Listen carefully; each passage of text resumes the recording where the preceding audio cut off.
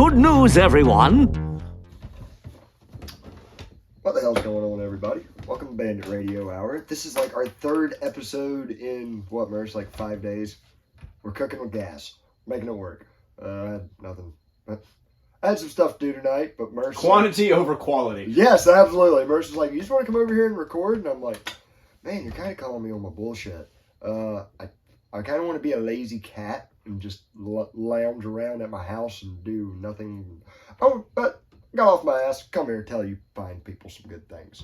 Everybody out on YouTube and Rumble and all that jazzy video stuff, thank y'all. Please like and subscribe on RSS and Spotify and all the other podcast places. Just sit back, kick back, and listen. Merce, what have you done today? Again, more watermelons. Damn it, boy. It's a vicious cycle. It is, and you're...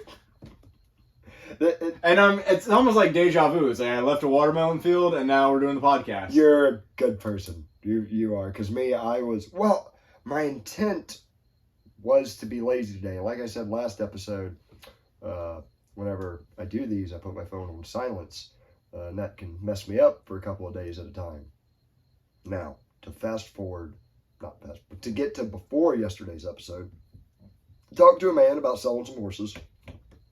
And he said he'd be by Saturday. And like it was kind of hard getting a hold of this guy. And today is Saturday. But I finally got a hold of him Friday evening, and I go, hey man, what time do you think you'll be over here to pick up those horses so I can be ready for you? He said, oh man, I'll give you a holler later on when I'm headed that way. And what do you call it? Interpret this to be like, hey, all right, it's gonna be like a later on in the day kind of thing. I can do I ain't got my kids. I would have interpreted it as I just need to be on call. Yeah, true, but no. No. I was like, man, all right, you're going to call me later on when you're headed that way. Great. I stayed up very late, extremely late, having some wonderful, selfish fun to myself that I can do not whenever I want, but when I'm free. Got done with that, and I went to sleep. And I remember, like, right before I went to sleep, and it was pretty damn late, I was like, tomorrow morning, I'm going to get to sleep in. That's going to be nice. And then after that, I'm going to wake up and get some stuff done. But it's just going to be nice just waking up and not having to rush, taking it easy and taking care of myself. Drink some coffee, smoke a cigarette, soak up the morning, take it slow. Sounds like a Folgers commercial. When I open my eyes, it is my middle brother, it's like older than me, Chris. The Flash. The Flash. Shaking me awake. Not shaking me awake. He's opening my door. And he lives in a different house, like down a couple miles away. It's like, hey, Mom's been calling me to get hold of you to go meet this horse guy. And I'm like, what? And my phone's been on silent from the episode the night before. I wake up and like in a panic. I'm like, I got to meet this guy right now. But hey, also, this ain't like the first or second time this guy has been like, I'll meet you there on a Saturday, and then like never shows up. So it's really... Is it my fault? Yes, but there's a lot of other damn factors, people. You got to blame me. Yeah, well, your brother had called me while I was working. Yeah, everybody thinks I'm dead. Well, I mean, it's a coin toss. I haven't died yet. I mean, you don't usually die. Usually. But it's a there's no gray areas when it comes to you. There's been situations where it's been wise to call Merce and ask where Josh is. That's... Well, he knew I was like... Oh, damn. He has evidence-based facts, people. Yeah. Basically knows that I was the last one to see you. Yeah. And, because that's we recorded. And I was like, no, he left at like a decent hour. I don't know where he is. He said he was going home. So I figured out phone. I did a quick inmate search, at the county jail just to make sure. Not I. But, and then like not long after that, I was like, I bet he never turned his phone on. Yep. And growing up with knowing you can sleep through a hurricane. When I sleep, I sleep. I'd stop by your house and be like 11 o'clock in the morning, and you'd be fully unconscious on the couch for no reason other than just sleep. Yeah, it's wonderful. Like I know a lot of I see these Jocko Wilson types that are like, wake up at 5 a.m. every day, and I'm like, nay. That's me. I don't sleep much in the first place. I can just sleep's great. And I need it. Like I hung out with even in my prime of like partying and stuff. There'd be these warriors that would drink till 2 or 3 in the morning and then wake up at 5 or 6, go jump on a tractor, work, and continue drinking all day. And I'd be like, I need like till 11 a.m. and I don't need to look at alcohol for 5 days after one of those nights. But I've always been a pansy when it comes to that. But if like in my prime of partying, I wasn't really like that. But nowadays, as an adult, I'm like, I just know not to drink before I have to work the next day, or else I won't go to work. Hangovers hurt. They've always hurt me so bad. See, when I was younger, I never got them, like, at all. Oh, but I will say this, in the middle of all that, my brother does call my mom and say, yeah, I found Josh. He's got like a 400-pound fat girl in bed with him. And like, dude, upon waking up, and I got a pretty like happy disposition 90% of the time. No, not when you're waking up. That 10% of me being awake could witness I'm an asshole. I'm mean. I'm like, get away. Let me have my coffee. Let me have my cigarette. Let me have my wake up space. And it's like waking up a toddler. Yeah. Except I got muscles. Like, no, I mean, compared to a toddler, I have more muscles, objectively.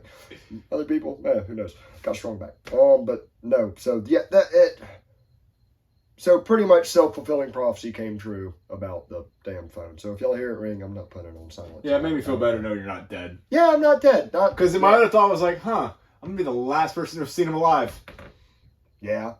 Maybe whoever crashed into me would have seen me after you. And we both know you'd have crashed into them. Now, and knowing my luck, see, that's the thing. I won't die from it. I'll just get like horrifically You would need disfigured. something like that. It's like you would have made it home safely, and as like you were walking in the house, tree just falls. tree would just falls and flattens me.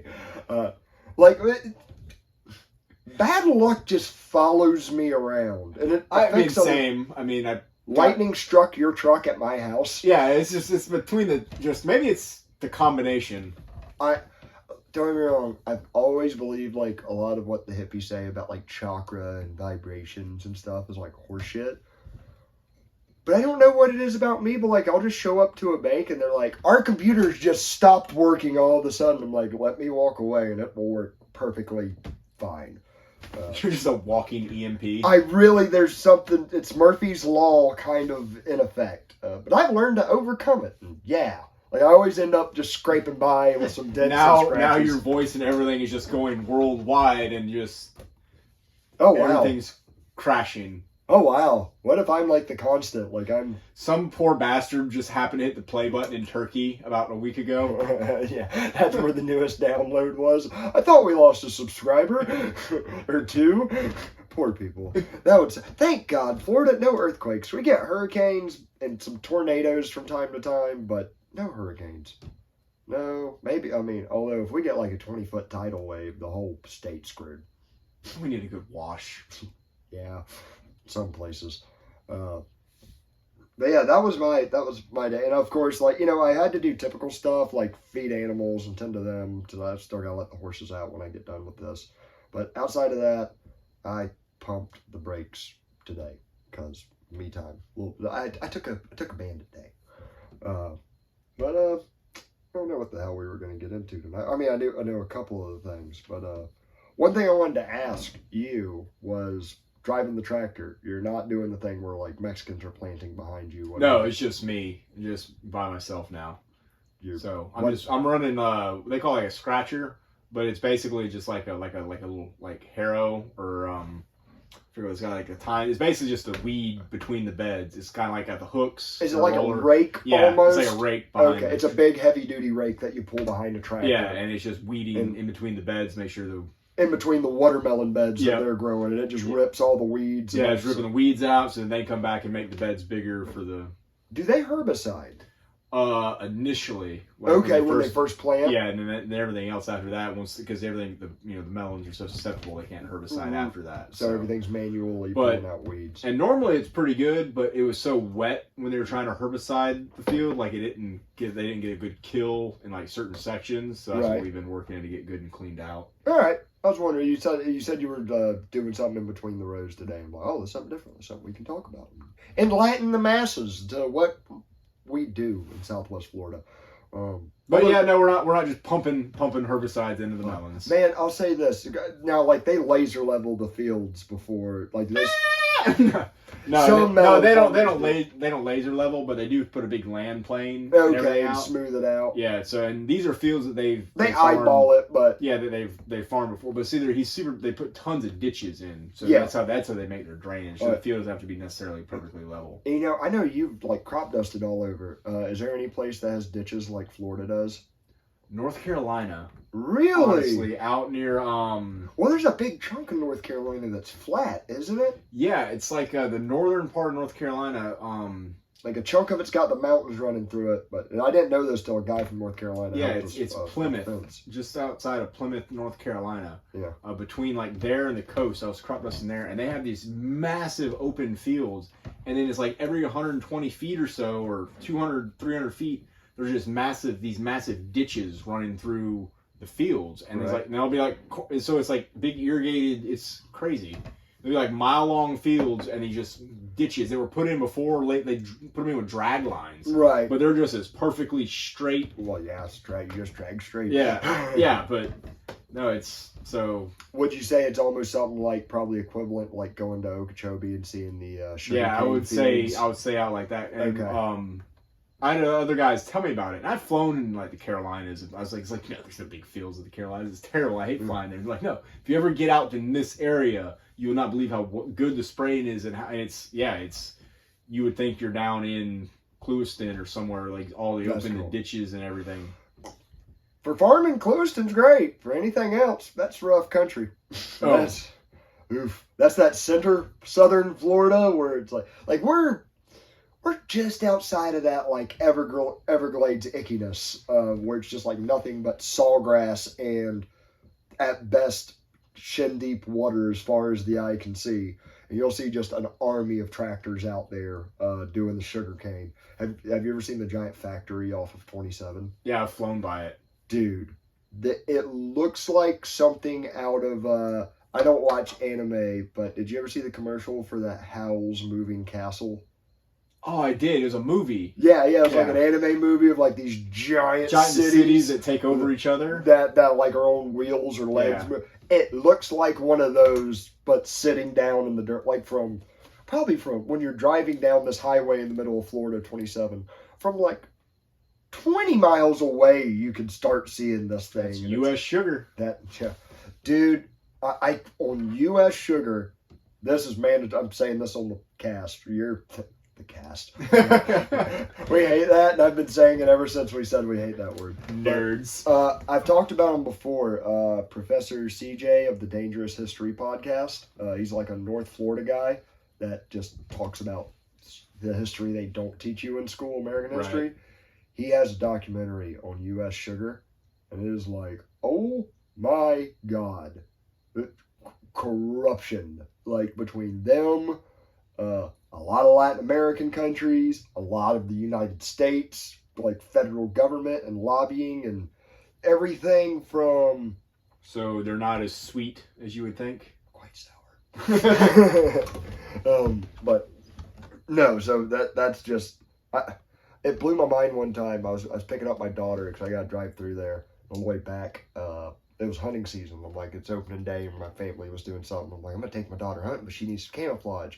We're going to go to the only Walmart within 50 miles. Probably more than that. And I'm like, this is real roughneck country. They gotta have a big outdoor section. They did. Huge outdoor section. Go to the camouflage the night before opening day. All completely wiped out. Like, well, you couldn't see it. It was camouflaged. You suck. I can't. Damn, you're Mark Norman. No, but one other thing. Have you ever seen, ESPN did a documentary on Clewiston? Oh, it's where the football team? Yeah, the 20 for 20 or whatever it is.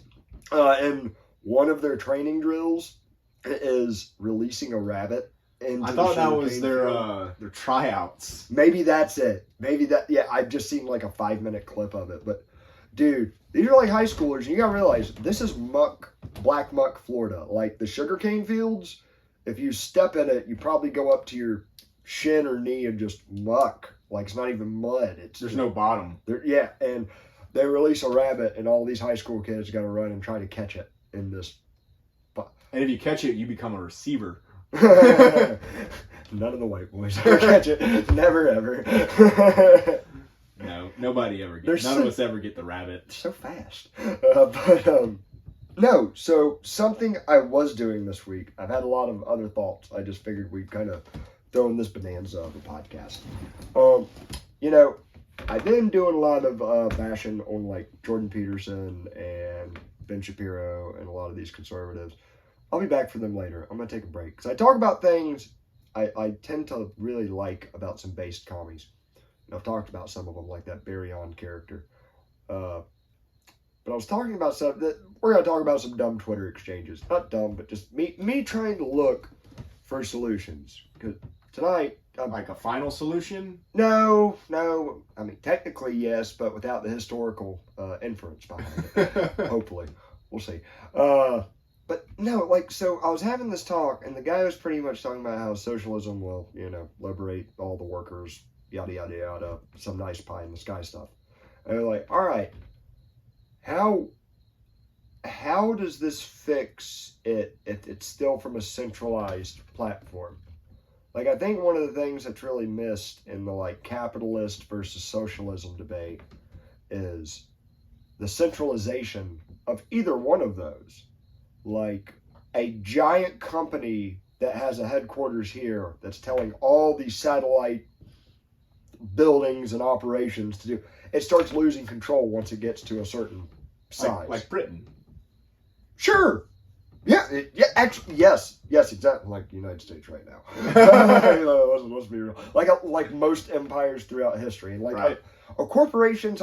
I mean, it's a lot like a government. It practically is a government in and of itself. It has its own bylaws, it has its own way of running things. It just works within the confines of the outer government outside of it.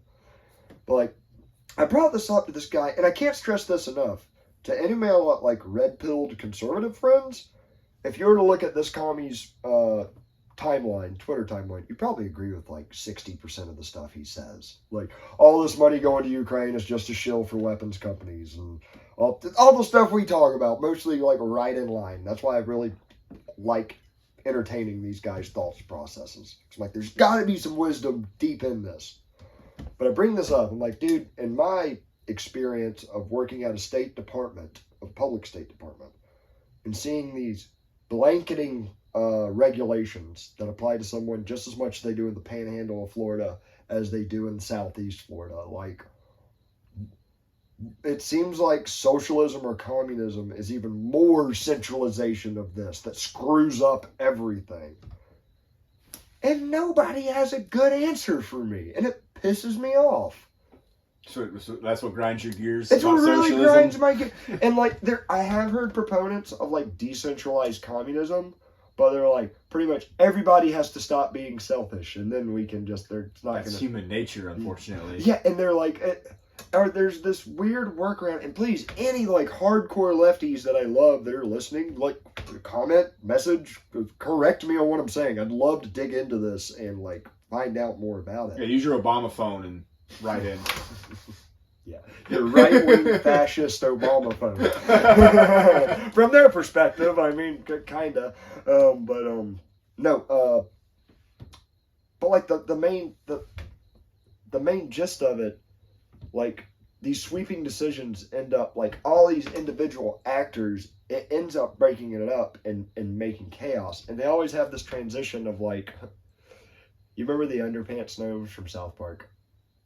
Yes. Let me make this allegory of communism and the underpants gnomes. They're like, step 1, collect underpants.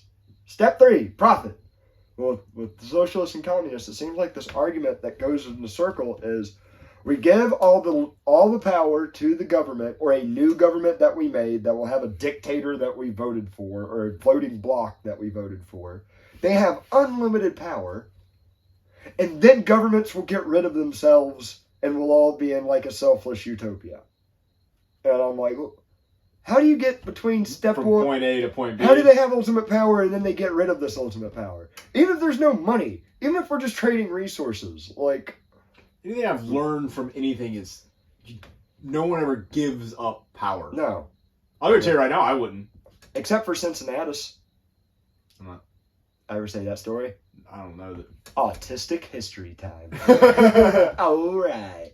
So, dude, all right, Cincinnati. I don't know the exact details of the story. This is more of like a generalization of it. Wikipedia, everybody. Fascinating stuff. It was ancient Greece. Pretty sure it was ancient Greece and not Rome yet. But there was it was Rome. It was Rome. Cincinnatus was like a farmer and a soldier. He was like, I think, like one of them centurions that got promised like something around a mule and 40 acres. I know that's American, but you know, something equivalent to back in those days. And when there was like, you know, after like Julius Caesar died, there's like coups left and right of who's taking the shit over.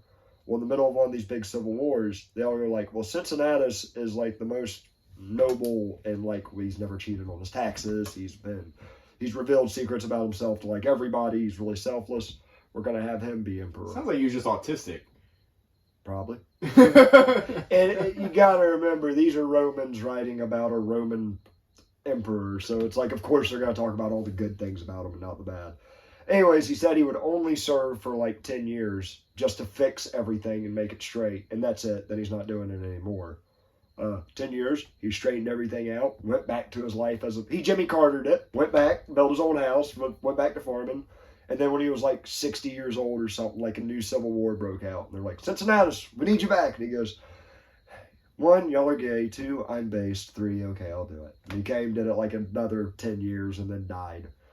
And that's who the city of Cincinnati is named after. I was wondering if we were going to get there. Yeah. The whole time you were talking, I just kept picturing the Bengals football team. Yeah! Tigers in Cincinnati. Where is Cincinnati, Ohio? Yeah. Wow, I'm surprised I got that right. Why Tigers? And Bears. I mean, Tampa Bay Buccaneers makes sense. There was Buccaneers in Tampa Bay. Miami Dolphins. Man, hang on. Why the Dolphins? Because there's dolphins But, on the coast. all right, name a more faggy mascot. I'm a Dolphins fan. Let's go ahead and draw some lines here. You're also a Gator fan. That's intimidating. But I mean, what's a dolphin going to do? Come up and try to rape me? They do rape people. I mean, yeah. Did you know that? Yeah. Yeah, that's scary. I'd rather get eaten by a shark. All right, never mind. I changed my mind. Dolphins are intimidating. Dolphins kill sharks. I mean, damn it, that checks out, and I don't like it. So yeah, I don't know how we got down the next rabbit hole. Did you see the Simpsons episode where the dolphins like are actually evil and they take over everything? They're like sitting on the power lines. What? It's like Alfred Hitchcock's The Birds. Yeah. Yeah. But how do they end up killing the dolphins at the end? I think they shoot Bart shoots like one in the blowhole with a cork. That's right. That's something dumb. Something. Good old classic Simpsons though. That might have been when they started weevil wobbling off. But no. Speaking of commies though, I did just bash them a little bit because the economics of the thing and the centralization just makes absolute dog shit sense to me. But I think I really had an original thought over the weekend. And now I talk about commies, I'm critical of them, but I'm critical of my own system of a system that rules over us. I really try. I understand that I've been raised around a lot of propaganda of one sort or another, religious propaganda. And when I say religious, I'm not specifically talking about Christianity. There's secular religion propaganda of consume the product now. There's propaganda of all stripes, left and right. So nowadays, I really try to be open-minded to corrections to any of the narrative I've had so far and try to track it down. One of the things, saw a nice little spicy meme that I decided to share on the Twitter. That was pretty much Robert E. Lee saying, man, if I could, I'm summing up the quote, but it'd be better if we could just free all the slaves and not have this damn war that's about to happen. And the next quote from Lincoln is it was up to me, wouldn't free a damn one. And then he also says in the next breath, or I'd free them all, whatever would save the Union. That was his primary thing, was saving the Union. So I posted it. It's a little bit spicy, and I have a kind of, I think you said it best. You grew up, just like you, I grew up really admiring Honest Abe, and he could, that was George Washington that can never tell a lie, I think. Yeah. all the stuff. Then you find out the bad stuff later, and you're like, oh, that changes a lot. Lincoln was a monster. Yeah. The one thing I've heard about him that I haven't verified, but I really need to track it down, was supposedly he would stay awake at night listening for the reports to come in of, what did he burn to the ground? Most of the South. I know, but what was the city he, like, completely... Atlanta, Savannah, Sherman's March to the Sea, where he just burned a 60-mile wide swath. He would stay up at night looking forward to the civilian casualty reports.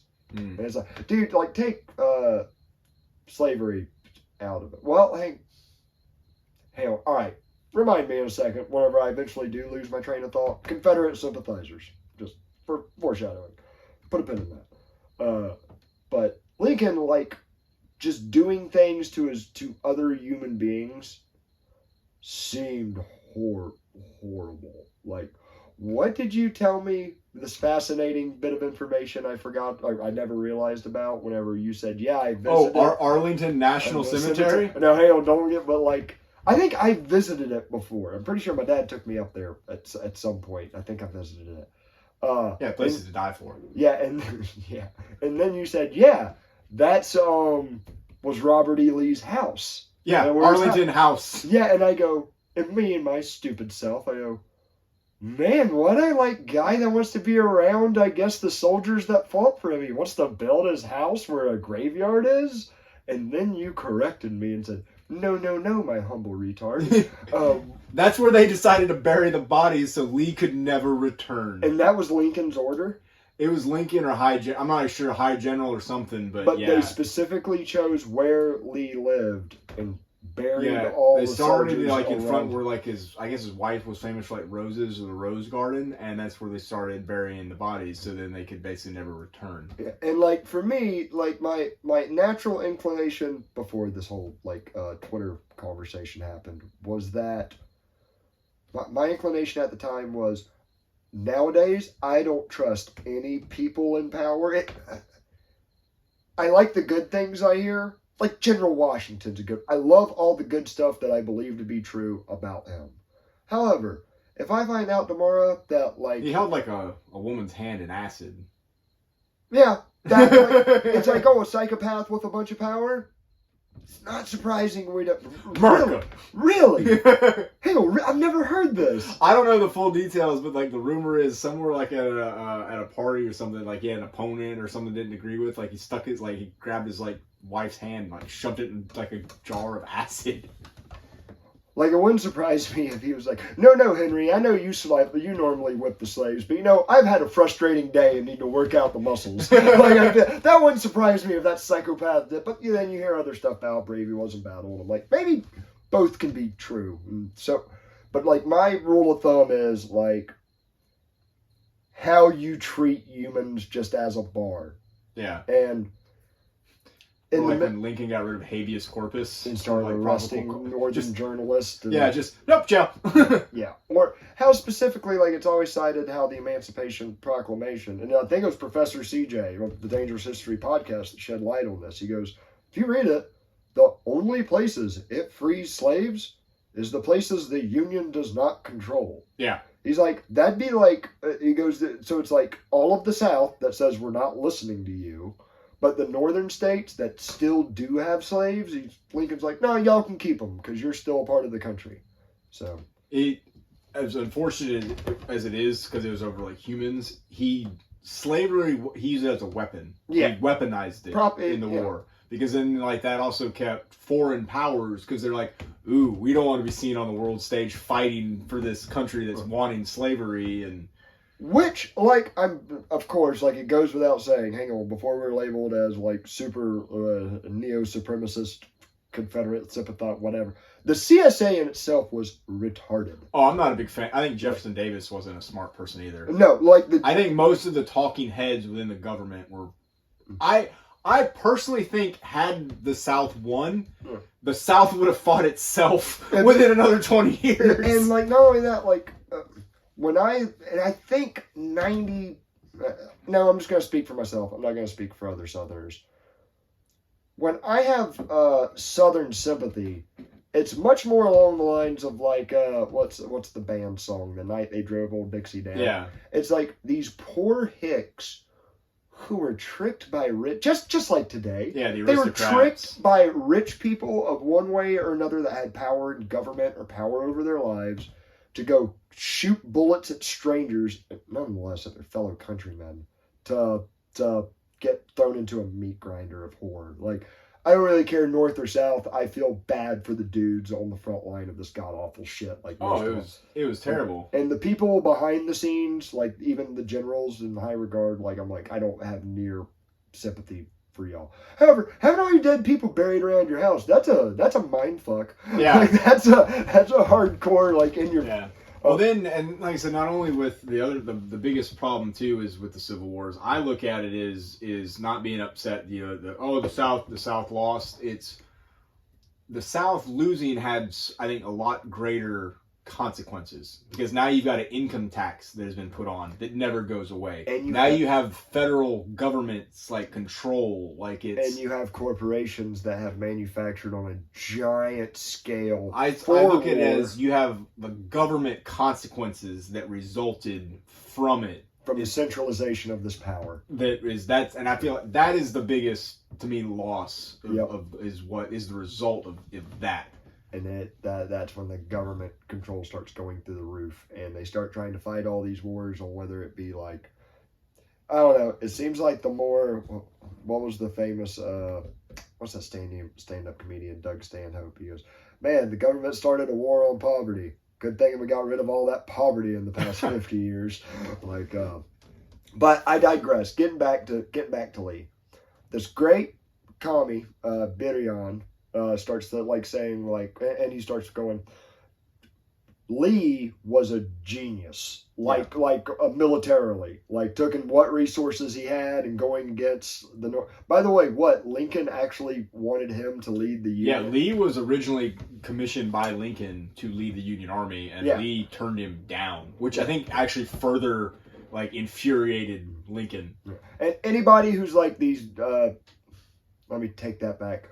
Let me get in the bad. Like, he goes, Lee was a great, like, general genius, but he was pretty shitty to his slaves. All right, like, do tell, because from what I've heard, from what I've kind of the propaganda I've grown up in the South, and I admit it is like to paint. Everybody looks at it through like antebellum. Yes, rose-colored. Like, I'm aware of that, but it's like the story I understood was like he had slaves that he inherited, but he was like, I never really liked doing this. I don't like slavery. Like the quotes we kind of heard growing up was like, if I could get rid of it, I would. It's bad, yada, yada, yada.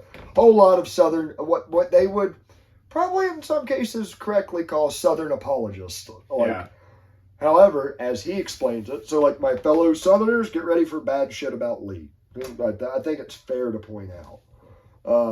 The worst things I heard, aside from confiscating like slaves in the North, or whenever he tried going to the North and he found other slaves, he's like, hey, y'all are drafted. Welcome to the South. Y'all are going to be on the front line of this. Which, okay, on the other hand, Lincoln was doing it to Irish immigrants getting off a boat. So it's like, I don't know whether you're Irish or you're black, you're screwed in this war. So he did that. And the other thing he did was, which I thought was, I mean, still sucks, but it was interesting. Like, it was like a nuanced thing I didn't know about. So, you kind of put a little bit more details into what I read. Lee didn't grow up, maybe not poor, but he definitely did not grow up in a wealthy, well, he's like Lee was, I think, he's the grandson of, or the son of, his father was high up in the Revolutionary War. Okay. Or related to Washington or somewhere, or Washington's right somewhere. Maybe he did have a and his father started us off with an incorrect statement. All right. Well, no. He had a high bloodline, but I think his father had lost most of his money or prestige or something like that. So then Lee, Arlington House and stuff was actually Lee's wife's family. Right. So he came from like noble birth. He came from old money that ran out of money. Basically, okay. I think is how Lee was. But as this article did a pretty good job of detailing and having sources on Wikipedia, no less. but it went no. It was an NPR article, which like I was actually very surprised. You know, NPR, you kind of automatically think, well, they're just gonna say the paint him in every bad way. But this article was surprisingly like, hey, here's some of this better qualities, here's some of the worst. But he inherited, the wife he married, her family was rich, had a plantation. He inherited the plantation. And from the article, he's like, I don't give a shit about this. I'm going to go to West Point and study military stuff. And he would rent out the slaves. Yeah, he, like I said, he did really well, like top class. West Point never had any demerits. And then he was like a leader in the U.S. Like when James Brown, like, James, he was one of the arresting officers that was like sent in to like arrest. Wait, what did James Brown do? He's the one that started Bleeding Kansas. Yeah, okay. Was it John Brown? John Brown. Okay, John. yeah, I was like, James Brown, he's the black soul artist? What? He started Bleeding Kansas? Hey, Papa! I feel good. Dude, movie idea. James Brown just goes back in time and starts solving... James Brown is Bleeding Kansas. Set it up, Hollywood. Bleeding Kansas, the musical. We're starting the script. The musical. Hang on, you might be on to something with that. But no, the one thing I looked at, like what Lee did that was messed up was his father-in-law, whenever he passed everything to Lee, he said, hey, you know what? I've worked my slaves, this freedom that they might get, that we keep talking about, I want them released on this date. I want them to work and I want them to have their freedom. And after Lee inherited them, he was like, and it got to that date, he was like, hey, state of Virginia, even though my daddy-in-law says they're free on this date, can I keep them for like 5 more years? Instead of the state of Virginia that fought in the Civil War is like, dude, no. Like, no, dude, come on. He said they're free. You can't be that much of a dick. Yeah. And Lee was like, damn it. All right. Y'all are freeing too. And most of them left, and I think there were 2 of them who were like, we'll keep working for you. And just, I guess, pay us. Yeah. He was like, all right, fine. Allow us to come and go. But now, here's the unique thought I had to spawn out of all this. Growing up in a conservative culture, when I would hear anybody have any positive at all remark to say of the Soviet Union or communism or anything, the Rolodex in my mind automatically went to all the atrocities of communism. Right. Like, well, dude, what about this? What about them killing Christians? What about them killing people that were like atheists but just thought differently? What about them screwing up economics? What about all the central planning? Well, all the normal things I have, like, geared and loaded to self-correct. Like, that nice, like, to, if that good statement, even if it's 100% true what they said, to put it on this side of the scale, I'm throwing all this bad on the other side of the scale to try to outweigh it. Like, it's like my natural reaction to prove my preconceived notions. Damn, that shit sounded smart. I'm surprised with myself. All right, so work with me here. If that's how, like, my knee-jerk instinctual reaction to when people talk about communism, growing up in the South, like, you've even kind of heard this joke, people in the South are the one class that's still okay to make fun of. And sure, it's probably Southerners that are saying that more than anything. But it's like, you can make redneck jokes. You can make, like, call them dumbass hicks. You can, you know. Well, we are sometimes. Absolutely. like, no doubt. Like, we just have the internet now. They're stereotypes for a reason. But we can read sometimes. Although there was a store manager in Texas that could not spell the name Josh. And that was worrying. Texas is interesting place, but I digress. You know, I think when people I'll see a meme and, like, dude, I'll be honest, like, it'll, like, get a part of me itching. Like, there's these, like, kind of famous Screw the South memes that's like, what the Grant didn't burn enough of it, and Sherman, but yeah, sure, thank you, sorry, damn it, sorry everybody.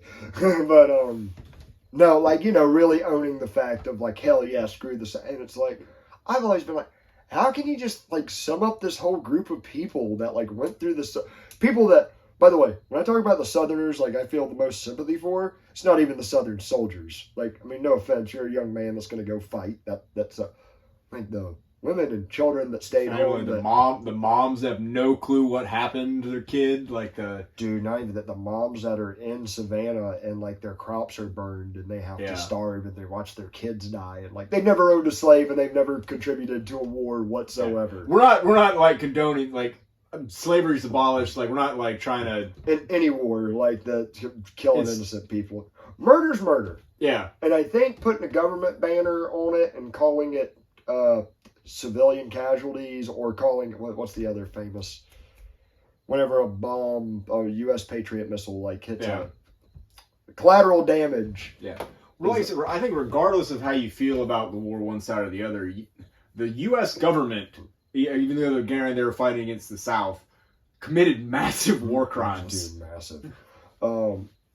However, I think those people's knee-jerk reaction, like those kinds of memes that I see that hurt my feels, because I'm a snowflake sometimes. But I think it's like the same energy as like, fuck the commies. I think it's like the kind of thing. I see it. I'm like, well played. Am I communicating what? However, what was the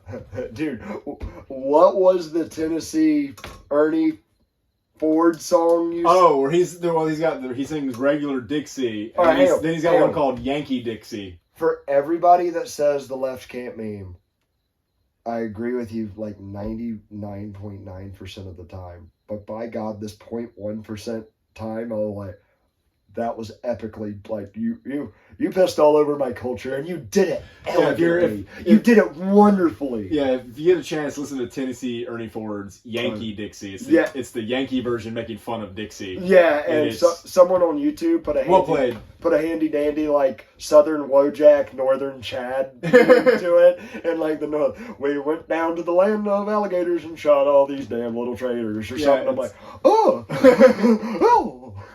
Clutch my pearl string. However, like, I think it's almost like you gotta put out what you take in. If you want to send out the energies of like, I want people to kind of understand where we're coming from a little bit.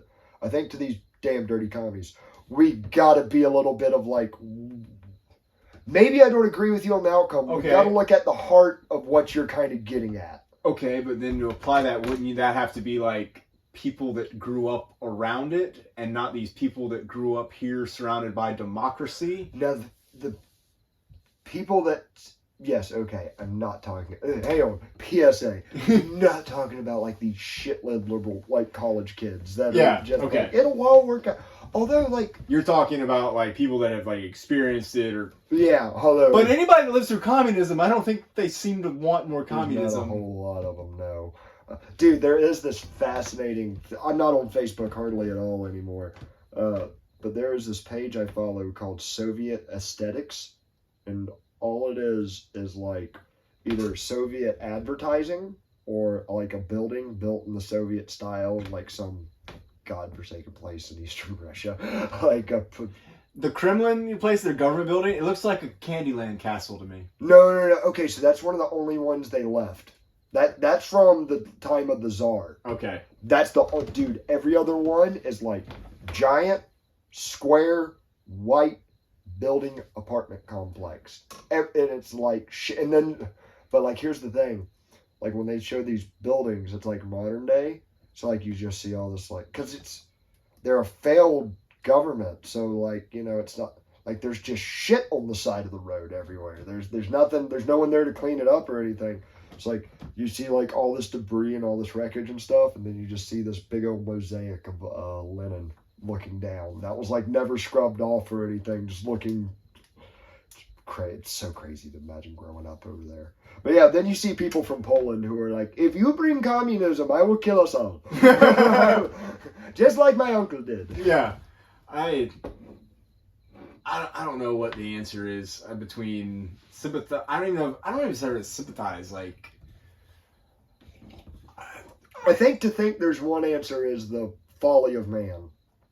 I don't think I just think it comes to the whole debate on all of it. There's just no right answer across any of it. It's so diverse on how people feel about it, and I don't think you can label like what offends one person doesn't offend another. But I think at the same time that person has the right to feel that way based on, because like I said, the whole cultural propagation. I think, and the problem is it's still going on today. Is people are like, why? You got to realize that, like. It's not like when Civil War ended, people were just like, okay, yeah. No, you still had half a country that were forced, like, at gunpoint. Like, you got to get along now, you hear? Yeah, it wasn't, so it's, and now that we're back at the whole point of the national voice is brought up again, I'm happy about it, but, like, there's even...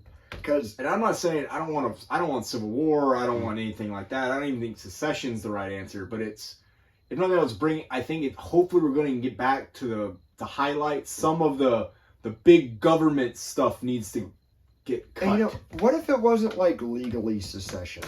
Like it wasn't secession in name, but it was practically secession. Like if that's what I would love to just break up the big government and like just have some. Like, what if people just stopped listening to the federal government? Like, even, like, certain corporations start ignoring them and just like, we're just going to do our own thing and send in the tanks. We make the tanks. We're not. I don't know. I can't even tell you where that harebrained theory goes. But in some other news, lighter subject. I just don't want to pay the income tax anymore. No, me neither. And I'm just ethically don't want to give my money to psychopaths that are killing innocent people. That's my main I think Jesus is pretty upset about that. But anyways, dude, I had an interesting thought while I was looking at dog nuts the other day. Cold transition. So hear me out. Like canine testiculars. Well, okay, hang on. This started out with a little bit of a funny fact check. So my oldest brother, Matt, the Hulk, gave me a call the other day, and he said, I was watching Joe Rogan. He said, I thought he was lying about something. So I fact check him. So what Joe Rogan was talking about was the fact that chimps, when they kill a person, they'll kill a person out of like defense or survival, but it's different when they like get jealous of somebody, like in a social situation. Like an example is like a zookeeper that pays more attention to one chimp than the others. The others will like get jealous, and if they can get their hands on him, they won't just kill him. They know how to do it slowly, and they'll make it as slowly as possible, starting with ripping your eyes out, your ears off, and your nuts and dick off. Aww. And they try to leave you alive. And just make you like in horrible pain and agony. So he thought that was bullshit, and he looked it up and was like, oh my God, there's like 30 cases a year of this. Well, I know they go for the face. Yeah, and turn you into Mr. Potato Head. Why would you get near something like that without a gun? But anyways, I digress. Dog nuts. So I thought about that, and I got all in one sentence. Yeah. I'm feeding up my dogs the other day, and Amos, the chubby little pit bull, just like walking in front of me, and it was the last time I'll probably say this is big old dog nuts hanging, and I was like, all of our organs are inside of us. All of them, heart, lungs, all this important. And I can even in like bulls and dogs, their dick don't hang out. But in humans it does. And our balls do too. What a screwed up thing. You know why, right? No. Semen has to be a certain temperature. And it's got to be slightly less than our body temperature. You know a lot about nuts. I'm a cattle rancher. But that's like why when it's hot, your balls hang lower, more skin, more airflow to get cooler. And when you're cold, they suck up because it's to keep them... Well, why didn't sperm evolve to just survive hotter temperatures? Dude, I'm not God. I didn't write the playbook. I'm just explaining what we discovered if I had the answers to that, I would be able to explain the Civil War way better than I probably just completely massacred. Because I was like, man, what a... Everything else inside, that and outside. I mean, sure, what you said makes sense, but still. I might not be exactly, but it's got something to do with temperature. That's funny. That does make sense. You're colder, so they go upwards. And, yeah, graphics for everybody. enjoy it at home. This is why when I upload the videos, I check the little box that says "not for children." No, okay, all right. Dog nuts conversation went a lot quicker and more thorough than I thought it would. On to the king has returned. Elvis? No, I mean maybe. Or did he ever leave? No, but you're up the right alley. At Crack Connoisseur on Twitter. Sorry, everybody, this is gonna be a little bit more Twitter shit we're gonna talk about. But if there are 3 reasons to get Twitter, only 3. Okay, it was Donald Trump. Damn it, he doesn't do it anymore. So I take that. He's allowed back, and I think he announced he is actually going to be coming back to Twitter and not so much at his own platform. I think it's mainly for his campaign. Yeah, because he probably can't just. Gotcha. But truth ain't cutting it. No. But it'd be Elon Musk. Somebody else I'm forgetting about. And it would be this guy that goes by Jinx, who, like, we brought him up, I think, in earlier episodes. The guy is an autistic and possibly schizophrenic genius. What he does, he's an account on Twitter that puts together video edits and normally puts some very thuggish gangster rap to it. I'm talking about like early 2000s DMX, Busta Rhymes, deep, scary black guy rap. To like chopped up videos that are edited in a way to show you details about United States covert operations and different. I think the Marty Robbins. Yeah, with Dan Blazarian. Dan Blazarian. He does a whole one on Dan Blazarian that is. And don't get me wrong, like half of them, not even half of them, probably like a third of them, I'm like, this seriously looks like someone smoked crack and tried to think of a conspiracy theory about satellites. But he slips in details and enough of them, of like Wikipedia links for you then. Yeah, he'll find like, there'll be like a random clip that I've never seen, and it's just like, where did you find that? It'll be like stuff about the U.S. invading Costa Rica and like video of Colin Powell sitting on the helicopter while like bombs are going off in civilian places in the background. And it's like, it was Colin Powell before, not Iraq, like before Iraq in the early 90s. And do yourself a favor, Google Operation Timber Sycamore while you're at home. It's fun stuff to look into. We bombed Puerto Rico. I didn't know that part. I never actually, that got brought up somewhere. I went to Google it and looked into it at one point, and apparently there was some kind of uprising, and we bombed Puerto Rico. One of our first episodes when we really didn't know what the hell we were doing, I talked all about it with Kosovo. Was like Jinx, the Twitter account I'm talking about, is the one who led me to a lot of this information and to research it. And he got his account back, and he's spreading thoughts to the masses. It's a wonderful red pill. I try to share a lot of his stuff on Twitter, so if you're following my account, you'll see it. But yeah, Daddy Jinx, thank you. I was going to talk about something I saw in one of his videos and it related to a thought you had. That's terrifying. It is. He shows Starship Troopers, clip in this very schizophrenic compilation series. He shows Starship Troopers, like scenes from it. And it made me think about what you said with your driving instructor. Oh, the Air Force, yeah. What'd she say? She'd said that anything the government does, like, they've already shown you in the movies. Yeah. Like, they use Hollywood as a testing ground. And I don't know why I got the thought. I was like, wait, can you Google real quick? Do you have any Google machines? I do. When did... Oh, let's just Google on the fly. When did Starship Troopers come out? 1997. Oh, that's later than I thought it was. Yeah, I knew it was in the later 90s. I got that right. So, 1997, they released a movie that if you look back at it now, it seems like a lot of it is satirical about, like, fascist militaries and stuff like that. And if it is satirical, it does a great job. But it's almost like... not to cut you off, you see the Easter egg where, like, the guys from, like, Argentina are, like, the blue-eyed blondes?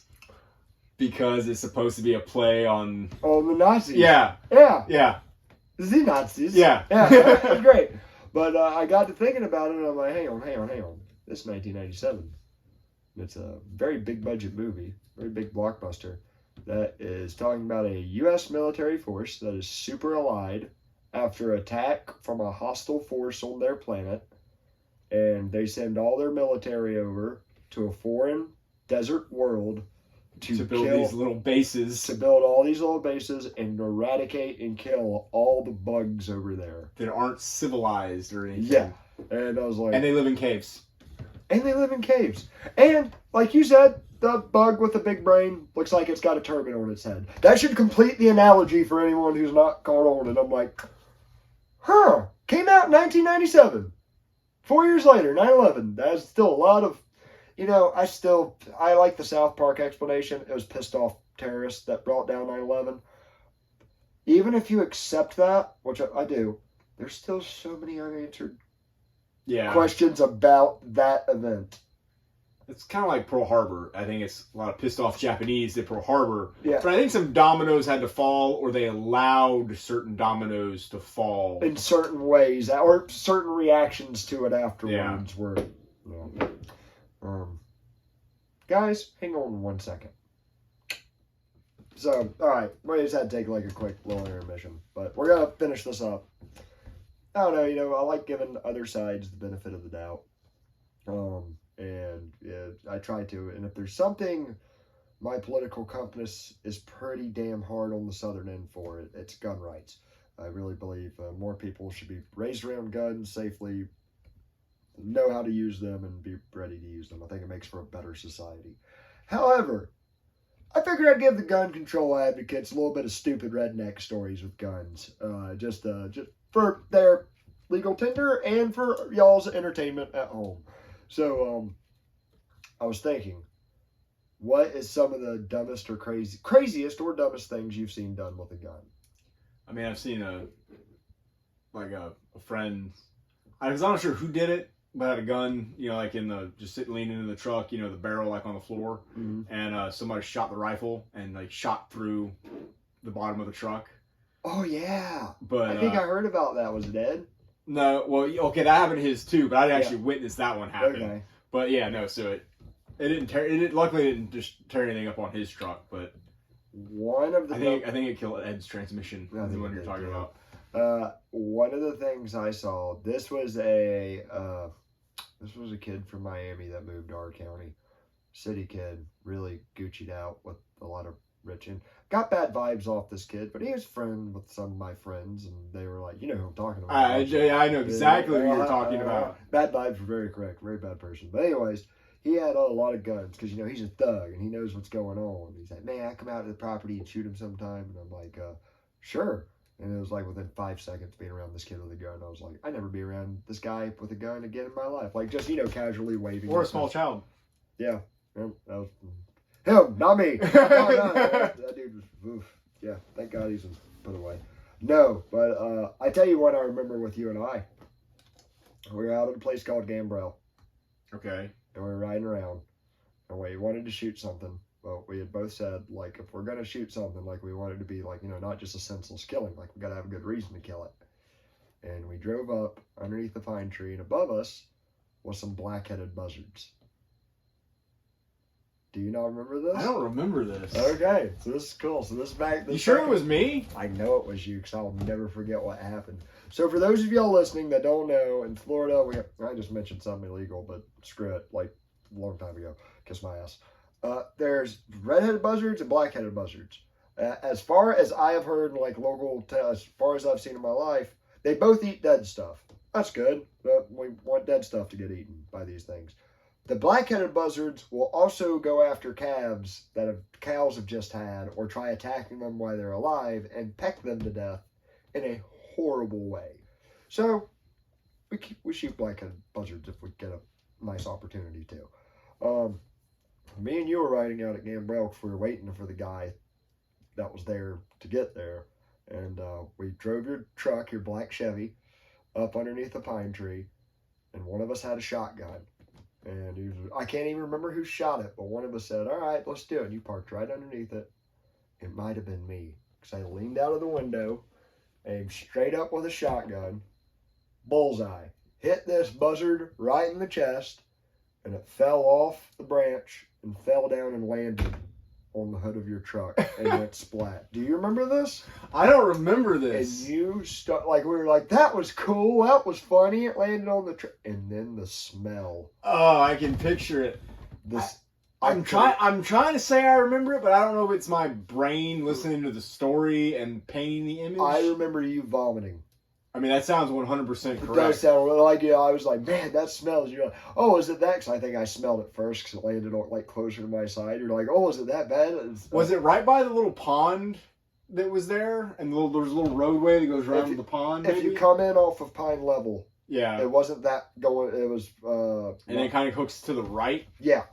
Okay, maybe I remember it. Anyways, when the smell hit you, you started puking. Oh, yeah, it smells like they smell like rotten It's death. worse. It's worse than any, like, I've smelled rotten cows, I've smelled other stuff. Like, they're lucky they can't smell. Yeah. Like, That's why buzzards don't eat other buzzards. Yeah. Yeah, they stink too bad.